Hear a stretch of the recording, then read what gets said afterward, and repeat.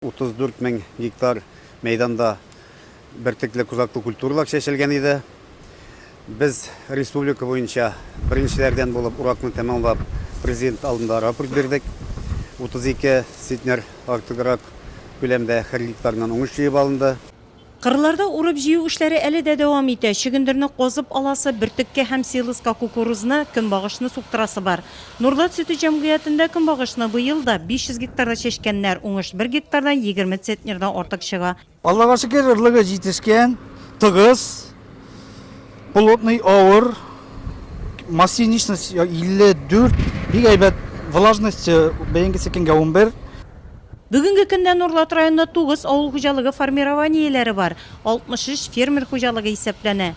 Авыл хуҗалыгы тармагында 2000-гә якын кеше эшли, шуларның 330-ы терлекчелектә. Аграрий хуҗалыгында безнең төшерү төркемебез иртәнге савым вакытында булды. Сыер савучылар Анжела Яллина, Лариса Деметьева, Нина Портнова, Марина Яллина, Ирина Имукова һәм башка терлекчеләр иртәнге 4-тә үк эш урыннарында. Савым биредә көненә 3 тапкыр оештырылган. Хуҗалык җитәкчелеге сыер савучылар һәм терлекчеләрнең хезмәтен югары бәяли. Анжела Яллина 18 яшеннән фермада. Хуҗалыкның иң алдынгы сыер савучыларның берсе ул. Тәүлегенә бер сыерда 15 килограмм сөт сава. Для того, чтобы получить... Сөт күп булсын өчен үз вакытында эшкә килеп терлекләрне яратып карау кирәк. Без малларны өйдәге кебек карап ашатабыз. С животными обращаемся как со своими.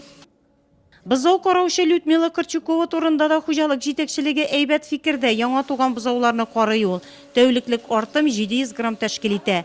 Ветеринар чараларны үз вакытында үткәрү нәтиҗәне бирә. Лейкозны тикшерү максатында 6 айдан тана бызаулардан кан алу оештырылган. Елына 2 тапкыр шулай эшлиләр. Яшь бызаулар арасында үлем китеме юк. Биредә мөгезле эре терлекләрне Европа технологиясе белән орлыкландыралар. Фермаларда 500 баш терлек асрала. Шуның 185-е савым сыеры. Ферма эчендә чисталык, һәр кайда тәртип.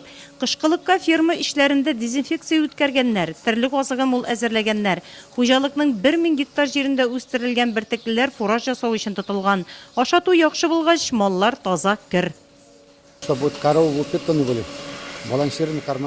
Маллар кер таза булсын өчен балансланган терлек азыгы бирәбез. Рационда 3 килограмм фураж, 1 килограмм ярым шрот, сенаж селос 25 килограмм бирәбез. Иртәнге савымны тәмамладылар, хәзергесе вакытта сөтне менә шушылай машина цистернасына тутыру процессы бара. Җәйге чорда район буенча 12250 баш терлек лагерьларда асралды. Бүгенге көндә аларны фермаларга күчерү төгәлләнде. Кышкы чорга бер баш шартлы терлеккә күчереп исәпләгәндә 26 центнер күләмендә терлек азыгы әзерләнде. Силос салу эшләре әле дә дәвам итә. Сөт нәтиҗәләре буенча узган елга караганда 103%-ка үтәү планлаштырыла ел ахырына кадәр. Ит җитештерү буенча 106%-ка ит җитештерүне үтәү планлаштырыла. Нурлат агр җәмгыятендә ит направлениесе буенча 200 баш нәселле таналар кайтару планлаштырыла. Бүгенге көндә биналарны дезинфекция һәм бөтен Россельхознадзор шартларына туры китерерлек дәрәҗәдә эш дәвам итә. Киләсе елда Нурлат районында бертеклеләрне 36 меңнән артык гектарда чәчү планлаштырылган. Шуның 18 мең гектарын уҗым культуралары тәшкил итә. Авыл хуҗалыгы тармагында эшләүчеләр ел әйләнәсендә мәшәкатьле хезмәттә. Бәйрәм көнне дә кайберәүләр техникасы белән кырда, терлекчеләр фермаларда булачак.